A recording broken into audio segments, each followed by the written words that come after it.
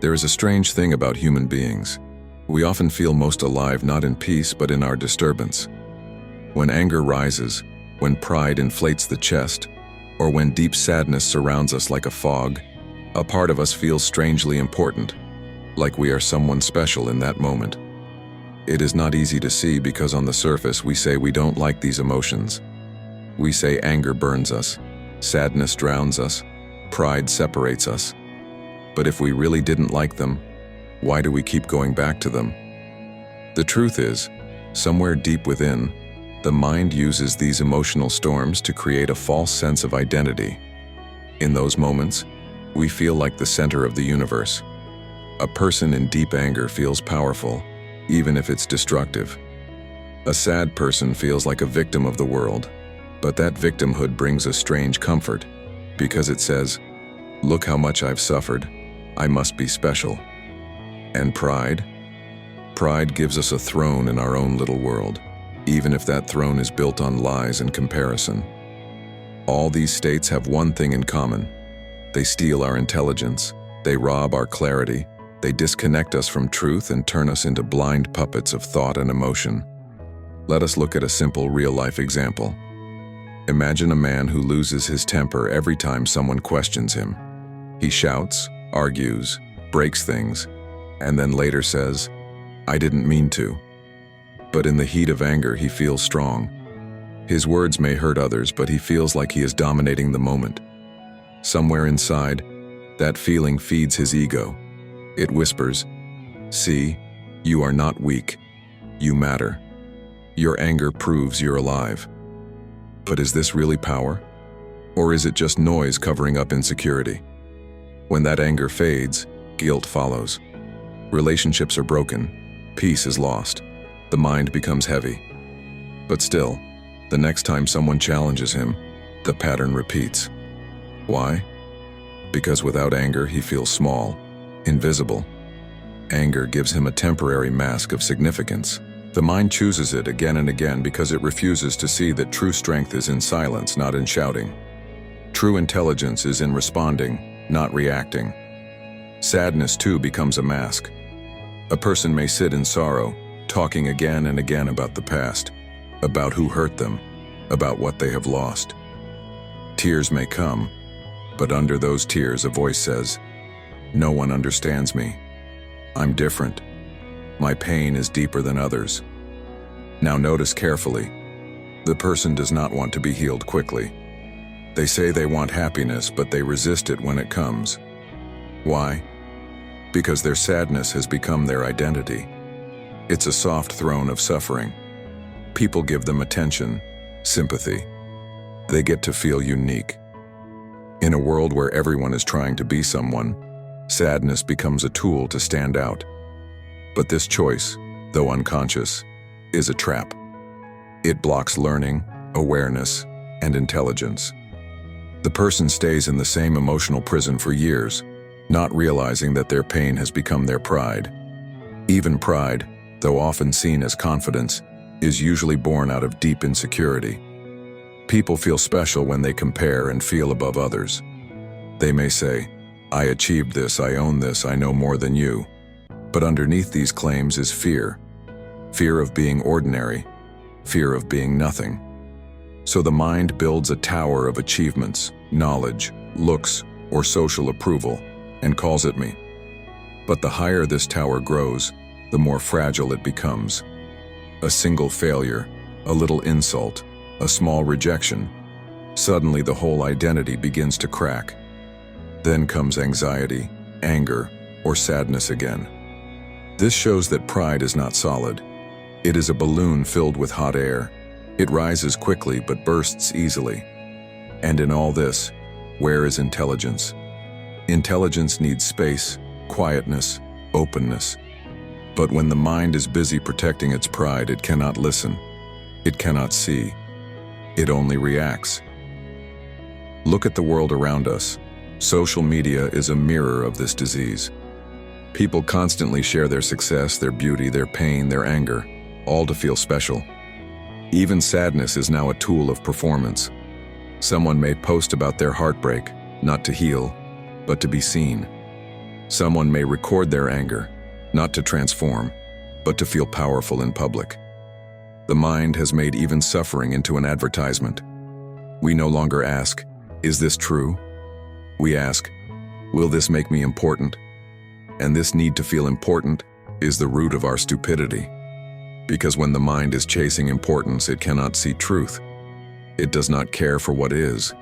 It only cares for how it appears. That is how intelligence is stolen, bit by bit, silently. A truly intelligent person is not interested in being special. Because intelligence sees that every special feeling built on emotion is temporary, fragile, and dependent on outside reactions.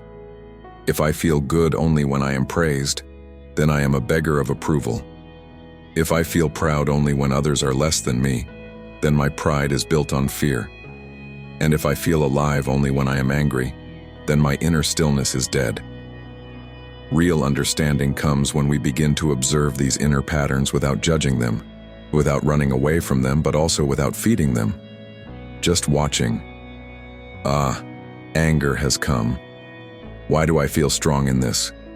What is it covering? Or, sadness is here. Am I using it to avoid action? To get sympathy? That watching begins to cut the roots of these emotions, not by force, but by insight.